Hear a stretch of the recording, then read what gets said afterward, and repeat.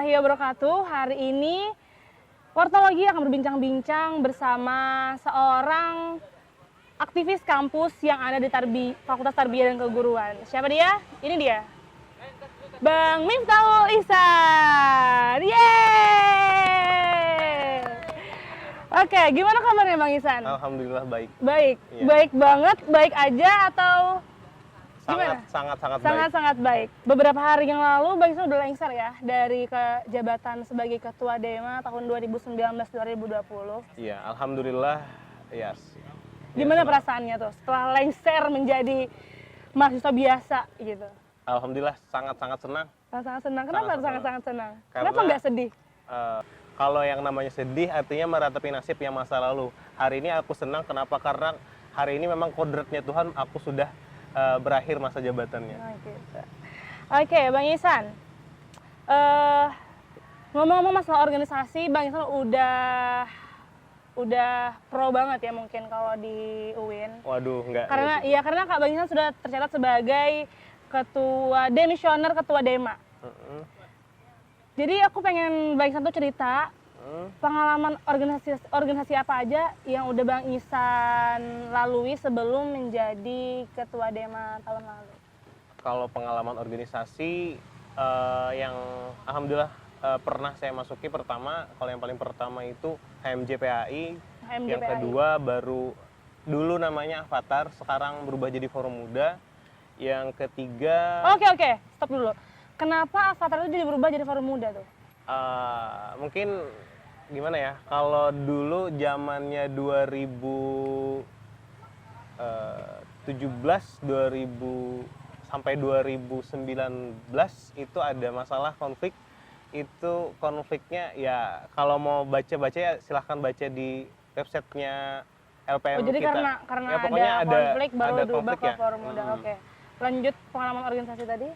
Kalau pengalaman organisasi tadi ada 3, kemudian tambah lagi ada LDK Nurul Fatah, ada Lead Edusia, ada HMI cabang Banjarmasin, dan sekarang HMI itu organisasi eksternal. Ya? Eksternal. Kemudian ada Genbi Kalsel, penerima beasiswa Bank Indonesia.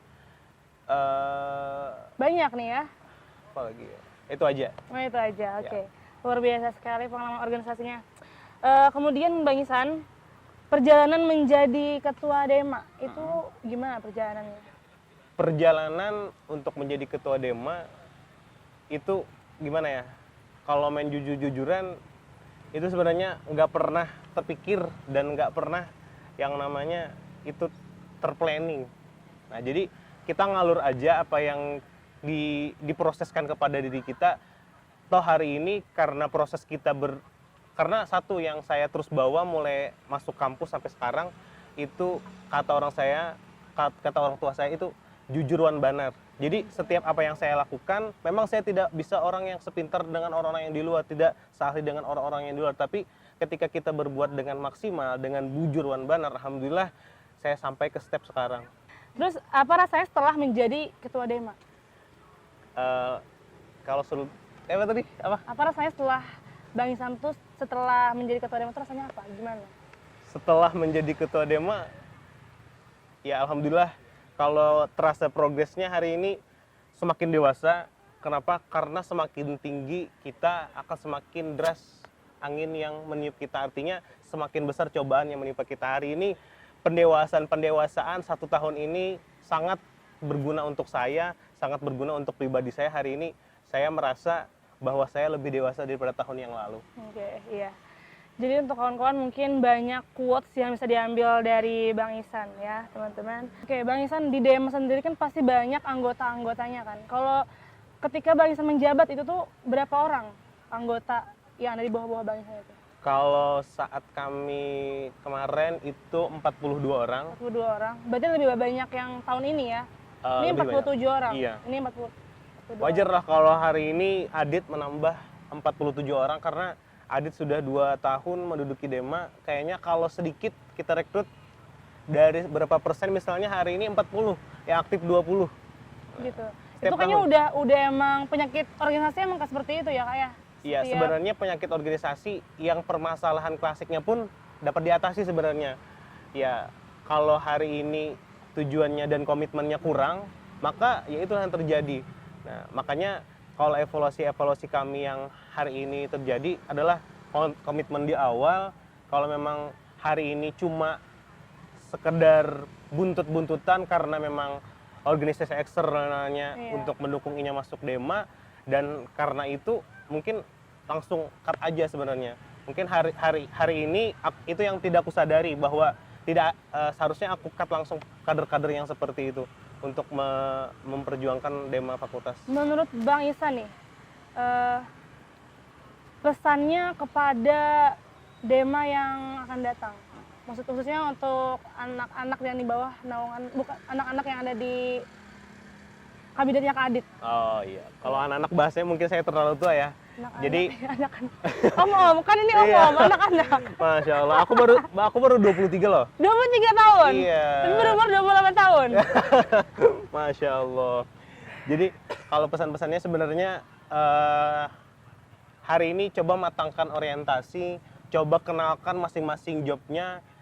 Kebanyakan yang masuk dan berani untuk memberanikan diri untuk masuk di kabinet Dema ini dengan bermodalkan nekat. Jadi tidak ada modal pengetahuan bahwa aku loh ini tugasnya ini, bahwa arti Dema ini apa loh, bahwa Dema ini gunanya apa. Itu kadang menjadi apa ketua, jadi apa ketua, semuanya seharusnya hal-hal basic yang seharusnya kita sudah ketahui sebagai anggota Dema itu harus diketahui dulu sebelumnya. Jadi hal-hal seperti itu yang biasanya Dema ini ke daerah ketuanya, itu menurutku bukan masalah ketuanya, tapi antumnya yang tidak bisa menyelesaikan itu.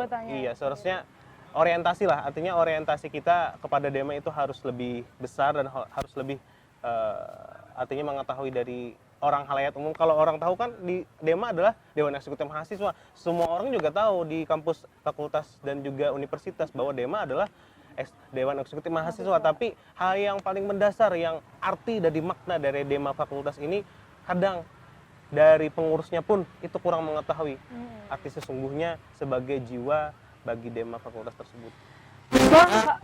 Setelah Bang Ihsan 1 tahun menjabat, adakah proker-proker yang belum tercapai? Kalau program kerja yang belum tercapai, kayaknya alhamdulillah semua kami dapat laksanakan, tapi tidak maksimal. Tidak maksimal. Kalaunya hari ini mungkin yang paling menjadi sorotan adalah masuk ke atau maelangi, bahasa Banjarnya tuh maelangi kawan-kawan HMJ, dan hari ini terhenti sampai beberapa HMJ aja tidak masuk ke 12 HMJ. Jadi yang kedua itu Terbiah, yang jadi mukanya kita Fakultas Terbiah. Jadi ada acara-acara yang memang belum maksimal, tapi ini bagus karena tahun ini kami yang menginisiasi kegiatan tersebut tapi belum maksimal. Ya wajar lah, yang namanya inisiasi kan masih banyak kekurangannya. Iya, betul. Iya. Oke, menurut Kak Ihsan nih, saran terhadap fakultas kita itu apa, Kak? Saran. Kalau saran untuk fakultas kita, selain sarana prasarana. Oh iya, saran untuk fakultas kita hari ini jangan terlalu tinggi untuk mengukur sebuah fakultas kita nih, bahwa kita nih ini loh, terlalu tinggi mengukurnya tapi tidak bisa terlaksana dengan baik. Artinya contohnya hari ini so much expectation. Iya. Para birokrat terkadang nanti kampus kita ini loh.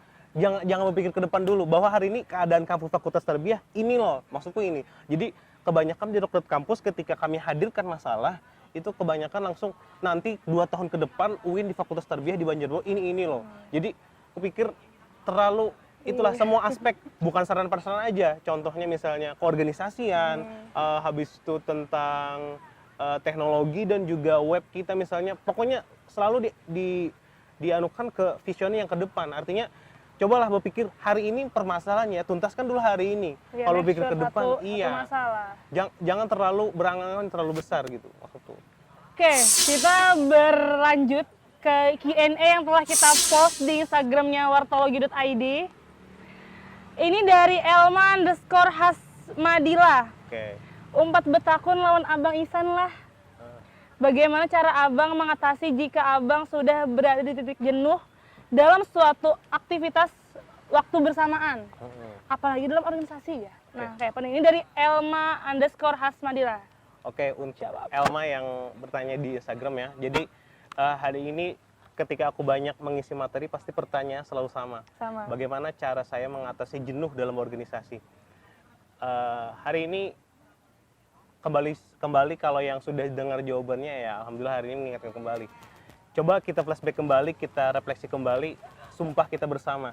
Coba hari ini kalau kawan-kawan ya pastinya Islam ya hari ini ya disumpah dengan Al-Quran, apakah tidak membangkitkan semangat kawan-kawan? Hari ini kawan-kawan semua bersumpah di atas Al-Quran dan berjanji bahwa aktif dalam organisasi masing-masing dan selalu mengutamakan hal-hal yang terdepan untuk organisasi. Pertama itu. Yang kedua, ingat tujuan pribadi kawan-kawan. Makanya setiap kali materi juga saya sampaikan, saya tanya, duluan tujuan pribadi atau tujuan organisasi? Banyak yang kawan-kawan belum menyadari, banyak menjawab tujuan organisasi. Ternyata tujuan pribadi itu lebih. Padahal tujuan pribadi. Kenapa? Ketika kita mau masuk organisasi tanpa tujuan pribadi, maka tidak akan masuk. Contohnya hari ini, aku yang mau masuk misalnya LDK Nurul Fatah, hari ini aku mau bisa public speaking. Berarti ada tujuan pribadi. Nah hari ini kalau tidak ada tujuan pribadi maka aku tidak akan masuk organisasi. Iya, betul. Maka ingat itu, apakah sudah tercapai? Jika sudah tercapai hari ini, apalagi planning kalian yang untuk kalian dapat? Lanjut kita ke pertanyaan selanjutnya. Ini dari Jeki 636. Allah itu. Bang Ihsan, Ulun fans Banar. Ulun bolehlah tanya banyak-banyak tentang Pian. Ulun bingung tentang kuliah, tentang perasaan, tentang kehidupan organisasi, jarnya kayak itu. Kayaknya maba bang ini bang. Maba, Mas Subahari kayaknya. Iya maba Mas Subahari. Kalau bingung sebenarnya itu antara dua. Nya tuh bingung emang gila. Oke, bercanda aja Jeki lah. Jeki beneran.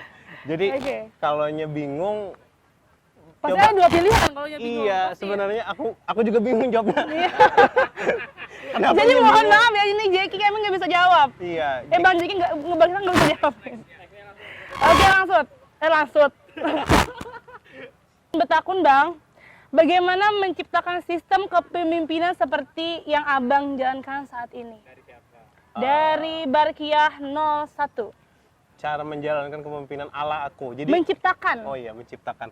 Jadi kapan ya lah? Yang terakhir ini aja ya. Aku banyak mengisi materi leadership. Nah, jadi leadership. Jadi jerkulah kepada buah-buahannya. Jadi tipe kepemimpinan itu memang banyak. Tapi hal yang mendasar seperti yang kawan-kawan ketahui adalah demokratis, otoriter, laissez-faire, paternalistik. Nah, hal-hal seperti itu kayaknya hal yang mendasar dan hukum baku. Tapi sekarang banyak nama-nama kepemimpinan yang contohnya misalnya otoriter militer. Nah, artinya di situ adopsi. Nah, maka hari ini dapat kusimpulkan dari kacamataku bahwa tipe kepemimpinan itu ada alanya, misalnya ala Rasulullah misalnya kepemimpinan. Berarti menurut Rasulullah, berarti dapat ku artikan jirku. Misalkan aku memimpin, kepemimpinan ala ihsaniyah misalnya. Nah, jadi makanya mungkin terinspirasi dari itu, mungkin ada pertanyaan seperti itu. Maka kalau dari Bang Ihsan itu apa? Kalau dari akunya sepertinya banyak-banyak jadi diri sendiri. Kalian boleh bercanda karena aku tipikal orang yang banyak bercanda, tapi ketika dalam forum, ketika kita dalam ranah serius, maka seriuslah. Iya. Profesional. Iya. Dan sisanya tetap jaga kesulitan, pokoknya jaga tempat aja. Yang penting aku lawak pada tempatnya, serius pada tempatnya, pokoknya itu yang tetap dijaga. Jangan terlalu keteteran, terlalu serius, jangan. Kenapa? Kalau terlalu serius, anggota minder untuk curhat, kemudian terlalu rame, anggota serius. Iya. Oke, ini pertanyaan terakhir untuk Bang Ihsan. Q&A terakhir nih. Ini dari Jiahmur, mau nanya sama Bang Ihsan, gimana sih jadi sosok pemimpin yang tangguh, lucu, dalam kurung ucul. Jadi Bang Ihsan yang ucul guys, ternyata. Ucul. Dan berwibawa secara bersamaan seperti Bang Ihsan. Oh, jadi mungkin menurut Jiahmur ini Bang Ihsan ini orang berwibawa tapi dia tuh ucul. Lucu. Iya. Gimana sih? Gimana nih Bang? Gimana caranya? Kayak aku penasaran uculnya di mana ya sebenarnya. Kebanyakan dari look pertama kalau orang lihat aku tuh seram sebenarnya. Seram. First impression. Pasti seram. Tapi kalau uculnya aku bilangnya di mana. Jadi bisa nanti siapa namanya? Jiahmur, langsung DM aja Bang Ihsan. Bukan, komen aja di bawahnya uculnya di mana. Atau nanti gitu. aku balas uculnya di mana gitu. Gitu. Yang pasti orang paling suka sebenarnya orang yang humoris ya sebenarnya. Bahkan para perempuan pun kalau laki-laki yang humoris kalah dengan cowok-cowok yang ganteng.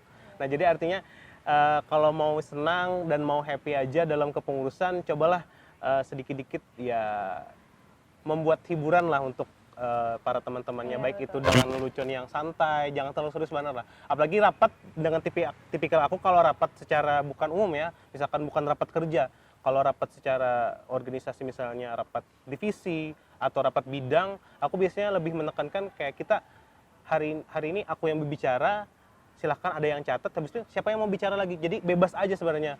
Jadi gak formal kayak silahkan, mari tutup dengan bismillah, mari buka dengan hamdalah, meskipun baik. Tutup dengan hamdalah, buka dengan Oh iya, bismillah. maaf. Oh iya, maaf. Bagaimana Bapak ini? Iya, siap Ibu.